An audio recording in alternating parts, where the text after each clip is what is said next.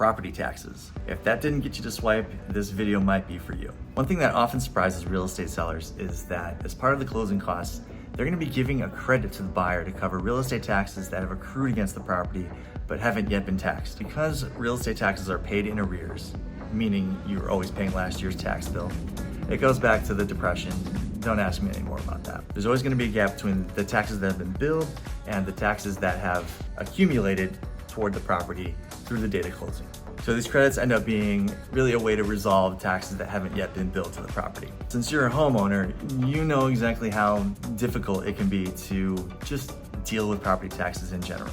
And in the Chicago area, they can be an especially big headache because property taxes often increase dramatically in certain years, and it can be very difficult to figure out what is a fair amount to give the buyer to compensate them for taxes that are going to be billed in the future.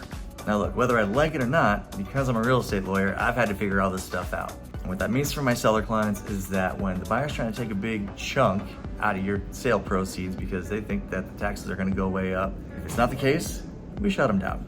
If you're at the very beginning stages of trying to figure out how to sell your home, and especially trying to figure out how much you're going to get back at closing, understanding how tax prorations work is going to be super helpful.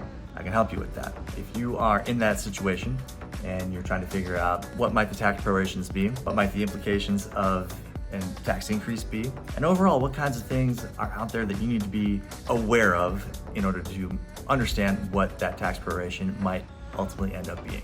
So if you're trying to figure that out, DM me. We'll work it out together. We'll make sure that you understand exactly how much you can expect to receive from the sale proceeds so that you know how much you're gonna go off and buy your new house with.